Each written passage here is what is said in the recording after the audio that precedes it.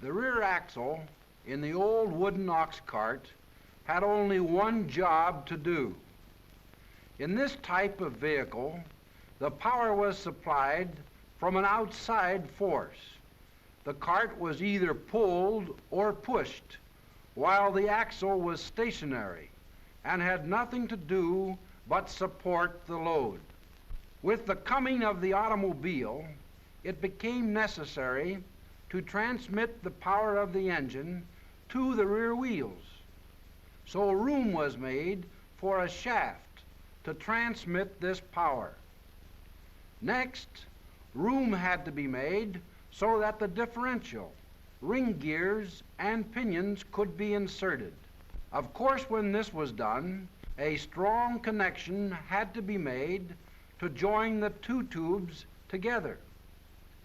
Chevrolet engineers built a strong cantilever bridge across the cut in the axle, making it even stronger than the old solid axle. The three units of the rear axle housing, the bridge, and the two tubes are firmly assembled into one complete, sturdy unit. Chevrolet engineers realized that this part of the axle should be easily accessible from the outside, so an inspection plate was placed over the rear of this banjo construction. The rear axle now became merely an axle housing to support the load. Next, gears were added to transmit the engine power to the axle shafts and wheels. All these axle shafts have to do is turn the wheels. They do not bear the weight of the load, as it is borne by this husky axle housing. One of the outstanding features of Chevrolet's new full floating rear axle is the barrel-shaped roller bearings, which are entirely self-aligning.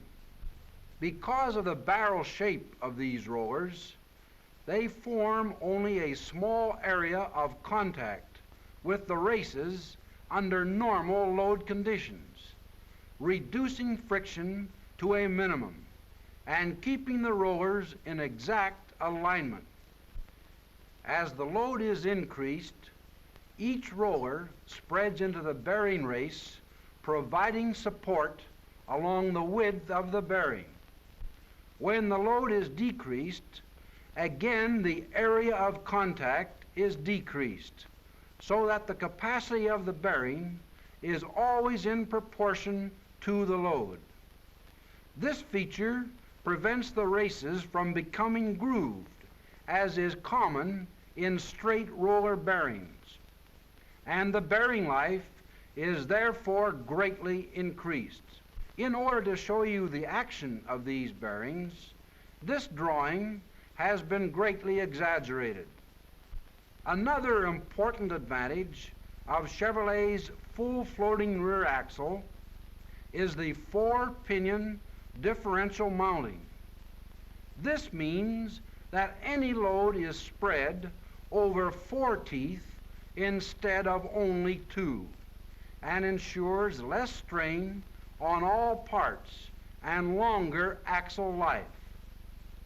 In addition, the rear axle housing on the 1936 Chevrolet truck is 35% stronger than last year's housing. In fact, this housing alone is stronger than the combined strength of the housing and shaft in previous models.